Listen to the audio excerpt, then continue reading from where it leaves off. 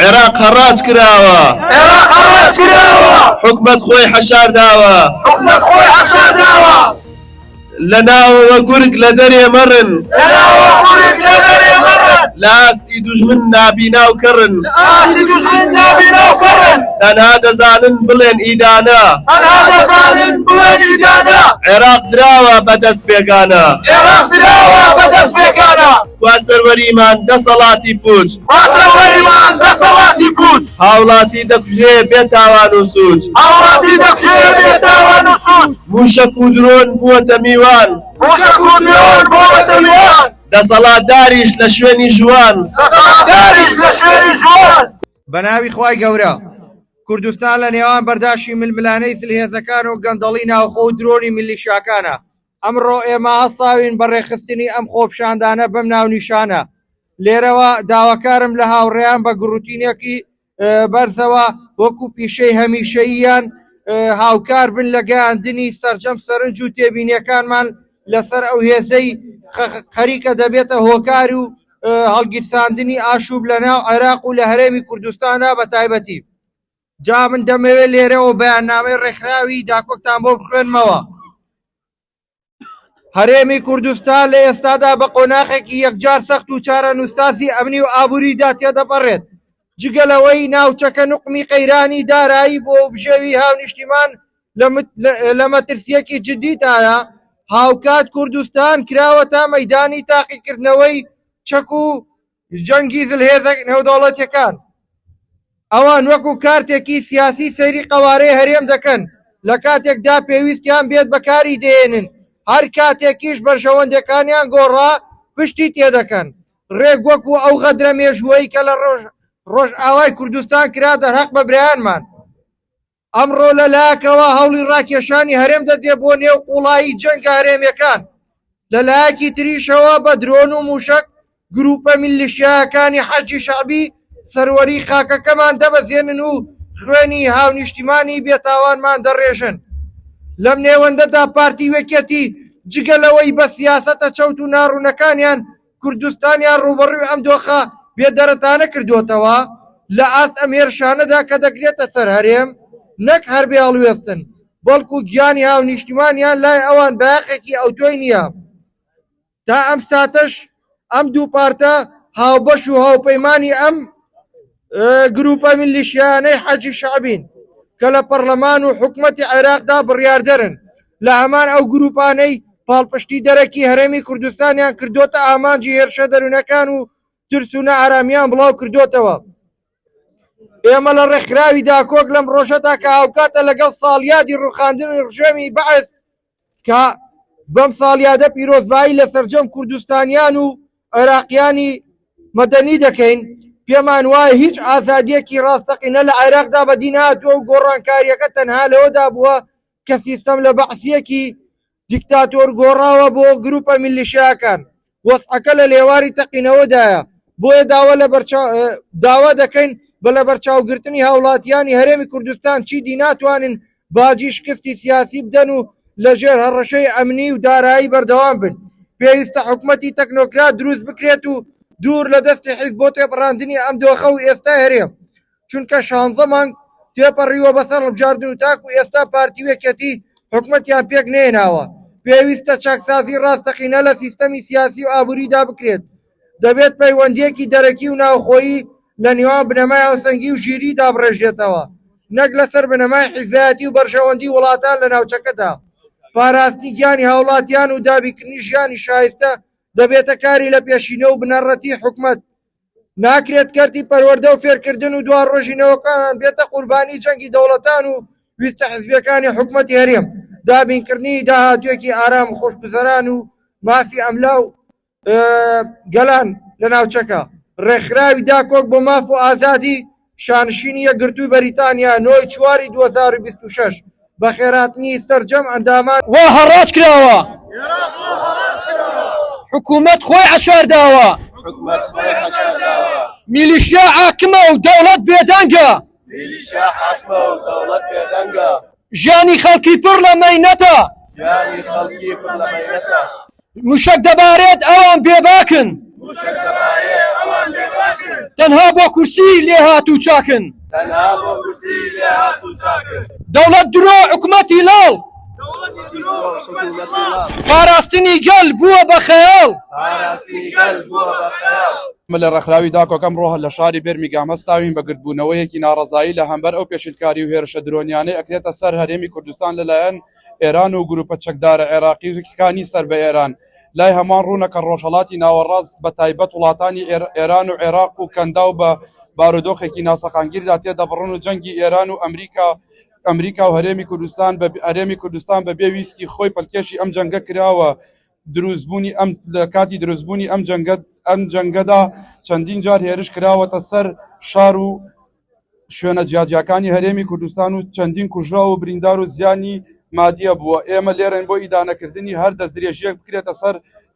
خاکی کوردستان و سەر و ماڵی هاوڵاتیان لێرەشەوە داوا لە بەرپرسانی هەرێمی کوردستان دەکەین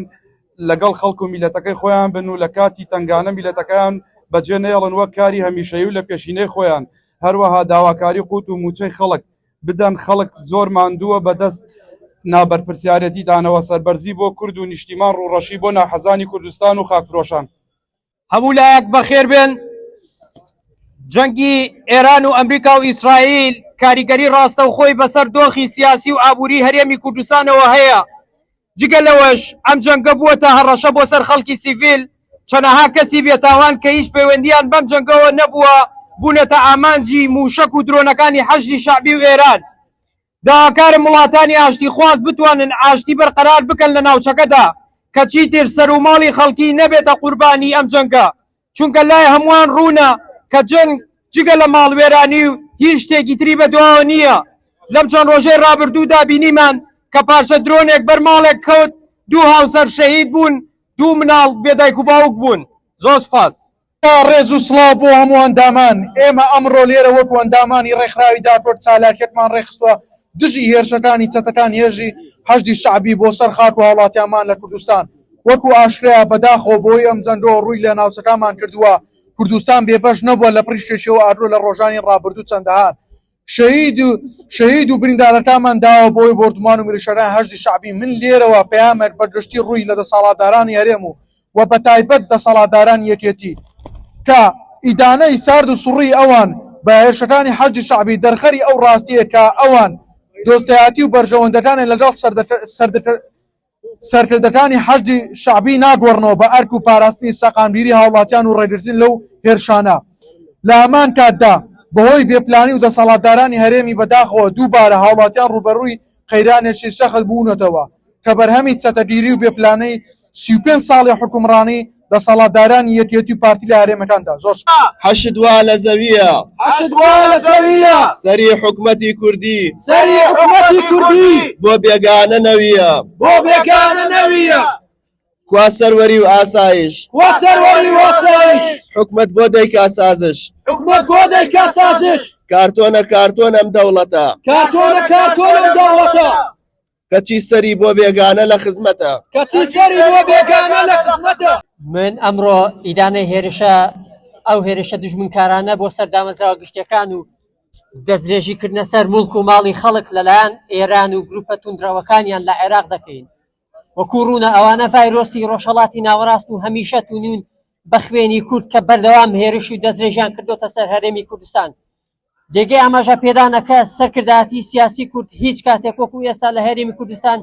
لاواز نەبوو و لە پێشووتردا و لە نەبوونی جەنگ سەرۆت و سامانی کوردستانیان بە هەدەرداوە بۆ مەسلحەتی شەخسی خۆیان داویانە بە وڵاتانە و سەرشۆڕی ئەوانن لەبەرەوە ناتوان نەزەوی و نائاسمانی ئەو وڵاتە بپارێزن و بەردەوام جێی تەراتێنی درۆنە ئێرانی و تووشەکان بوون و ئەوانیش بەتایبەت و ترسنۆکانە و شەرمنانە نایانتوانیوە کاردانەوەیان هەبێ لەبەرەوە دەبێ خەڵک تێبگا کە سیاسەتی چەوت و بنەماڵەیی و بێسەرکردایەتی ئەوە دەرەنجامەکەیەتی و وەزع بەزگشتی و لەژێر دەسەڵاتی ئەم دوو حیزبە بگرێنە خراپتر لێ بەکو شکوی تاچی کورد وردە دەڕوشێ و بەرەو نەمان دەچێت هاوڵاتیانی کوردستان لەژێر ئاگری درۆن دەسووتێن و بێدەنگی و بێباکی دەسەڵات لە هەمبەر هێرشەکان شەرمەزارکەرن هاوڵاتیانی کوردستان ئەمڕۆ لەژێر دوو مەترسیدا دەژین لەلایەک هێرشە درۆنیەکان و توندوتیژی هێزەکان لەلایەکی دیگەوە بێدەنگی و هەڵوێستی دەسەڵات هەریەکە نایبینم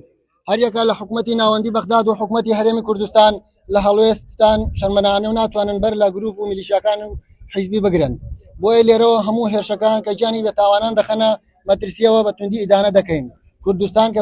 کوردستان کە بەرپرسیارەکانیان جێبەجێ بکەن بێدەنگ نەبن چونکە بێدەنگی لە کاتی مەترسیدا قوبوڵ ناکرێت من داواکارم لە ئاشتی بگەڕێتەوە بۆ داواکارم و دەڵێم ئاشتی لەم جەنگە کۆتایی بێت و چیتر خەڵکی ئێمە نەبێتە قوربانی باچیتر خەڵکی ئێمە نەبێتە باچیتر خاکی ئێمە نەبێتە گۆڕەپانی تاقیکردنەوەی درۆن ئەمانە دوو دەسەڵاتی بێباکن دەستی گەڕانەوەی شکۆیە بۆ هاوڵاتیانی و نیشتیمان سڵای خواتان لەبێ هاوڕێیانی خۆشەویست بەغدا هەمیشە داوای سەروەری خاکی عێراق و پابەندبوونی هەرێمی کوردستان بە ناوەندەوە دەکات زۆر باشە با ئێمە باز بدەین با ئێمە پابەندی دەستور بین بەڵام لە بەرامبەردا بەغدا چی دەکات چی داتە ئێمە کاتێک هێرشی ناوخۆی و دەرەکی دەکرێتە سەر ماڵەکانمان حکوومەتی عێراقی تەنانەت ئامادە نییە بەکردار وەڵام بداتەوە ئەمە مانای وایە لە دیدی بەغداوە هاوڵاتی بوونی ئێمە تەنها ئەرکە نەک ماف ئێمە عێراقین بۆ دانانی پارە لە خێزانەی دەوڵەت بەڵام کاتێک موشک دەبارێت دەبینە قوربانیەکی بێخاوەن بێباکی بەغدا سەلماندی کە پەیمانی نێوان هاوڵاتی و دەوڵەت لە عێراقدا لە مێژە مردووە خی گەورە و میهرەبان برایانی بەڕێز ئامادەبوانی هێژا ئەمڕۆ کۆبوونێتەوە بۆ ئەوەی دەنگمان هەڵبڕین دژی ئەو نادادی و دەستدرێژیە بەردەوامانەی دەکرێتە سەرخاک و ماڵ و هاوڵاتیانی بێتاوانی نیشتیمانەکەمان لەلایەن گروپە چەکدارە لە یاسا دەرچووەکانی سەر بە حەشدی شەعبی ئەو درۆنانەی ئەمڕۆ ئاسمانی کوردستانیان کردوتە ئامانستەنا ئاسایشی سنوورەکان نابەزێنن بەڵکو دەیانەوێت ئیرادە و ئارامی هەر تاکێکی کورتێک بشکێنن هێرشە درۆنیەکانی گروپە چەکدارەکانی ناو حەشدی شەعبی بۆ سەرخاچی هەرێم پێشەلکردنی ئاشکرایی سەروەری عێراق و هەموو بەها مرۆی و یاسانەی دەوڵەتیەکانە ئەوەی جێگای سەرنجە ئەم درۆنانە ناسنە بەرەکانی جەنگەوە بەڵکو دەستە ناو ماڵی خەڵکی سڤیل و کەلگەنەوتیەکان و فڕۆکەخانەکان کە بۆتە هۆی شەیدبوون و برینداربوونی خەڵکی سڤیل دەنگی ئەم درۆنانە ترس و دڵەڕاوکەی زۆری لەناو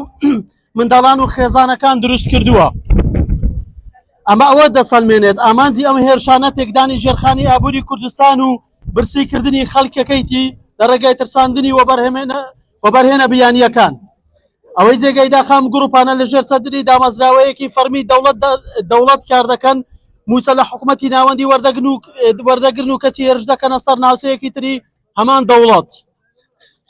ئەمە نەک هەر دژمنایەتی کووردە بەڵکو شەرمەزاریە بۆ دەوڵەتی عێراق کە ناتوانێت کۆنتڕۆلی هێزە چەکدارە لە یاسا دەرچووەکانی بکات داوا لە حکوومەتی عێراق دەکەین کە ئەرچی خۆی جێبەجێ بکات لە پاراستنی هاوڵاتیان داوا لە کۆمەلگای نێو دەوڵەتی دەکەن کە بێدەنگ نەبن لە ئەم تیرۆرە ئاسمانیە و داوا لە حکوومەتە داوا لەلایەنە کوردیەکان دەکەن یەک دەنگ بن و تەنها بە قسە ئەم هێرشانە ئیدانە نەکەن بەڵکو بەکردار هەڵوێستیان هەبێت چونکە درۆنەکان جیاوازی ناکەن لە نێوان هیچ لایەنێکی کوردیدا لە کۆتاییدا دەڵێم ئەوانەی پێیان وایە بەچەند پارچە ئاستێکی فڕی و دەتوانن ئیرادەی میلەتێک تێک بشکێنن مێژووی ئێمەیان نەخوێندۆتەوە ئێمە لە سەردەمی فڕۆکەی جەنگی و کیماییدا تەسلیم نەبووین چۆن ئێستا بە درۆن تەسلیم دەبین زۆر سپاس من لێرە لە بەریتانیاوە هاوار دەکەم چونکە ناتوانم بەرامبەر پارچەکردی نیشتیمانەکەم بێدەنگ بم من وەک کوردێکی تاراوگە لێرە وەستاوم تا بە جیهان بڵێم کوردستان لەژێر ئاگری درۆنەکانی حەشد و موشەکی داگیرکەراندایە کە چی لە ناوخۆدا دوو بنەماڵەی دەسەڵاتدار نەک هەر بێدەنگن بەڵکو خەریکی دزینی قوتی خەڵکی و زیندانیکردنی ئازادی خوازانن بۆ من جێگای داخی گەورەیە کە دەبینم لێرە لە وڵاتی دیموکراسیدا باسی مافی مرۆڤ دەکرێت بەڵام لە وڵاتی منداڵان لەژێر دەنگی تەقینەوەدا کۆمەڵگەی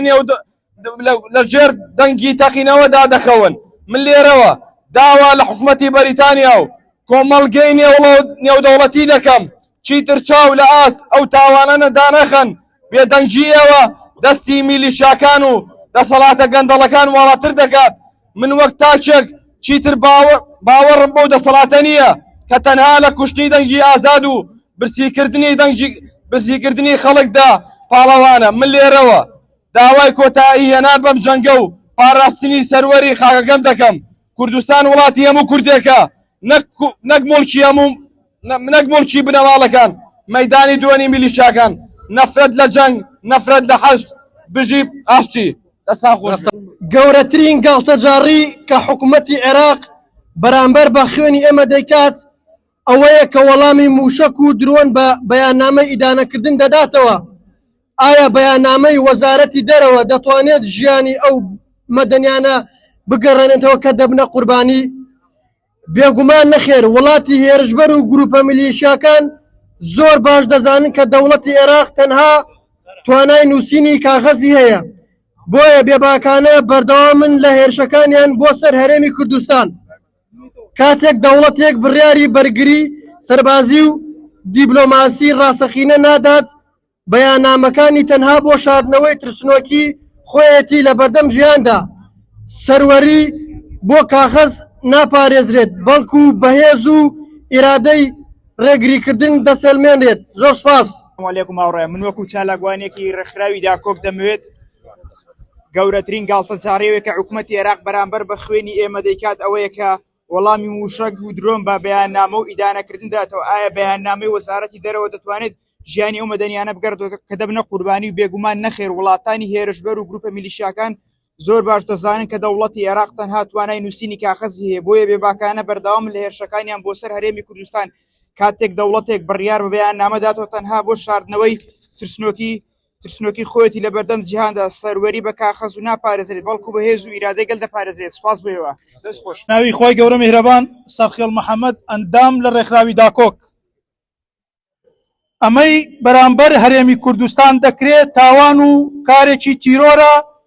تیرۆری ڕوونا دەبێ ڕابگیرێت. حکوومەتی عێراق بەرپرسە لە بەرامبەر ئەو هێزانەی کە هێرش دەکەنە سەر هەرێمی کوردستان. هێزە دەسەڵاتدارەکانی هەرێمی کوردستان ئیتر دەبێت هەڵوێستی ڕوونیان هەبێ و یاسایی و سیاسی هەتا ئێستا بەشێکن لە حکوومەتی عێراق و زۆر باش ئەو گروپانەش دەناسن. بۆ زانیاری بە ڕێزان نزیکترین کەس لە پارتی و سەرۆکی حەشتی شەعبیە بە ناوی فالح فەیاس لە عەبدولکەریم قاسمەوە بۆ جەندرمەی تورک و دەبابەی بەعس و ئێستا شەریکی حەشتن لە بزنس و حکومەت و نەوت. بۆ چاواشەکردنی هاوڵاتیان و خەڵکی سڤیل لە میدیا کوردیەکانەوە گوێن دەدەن و لە بەغداش دەچنە خزمەتیان.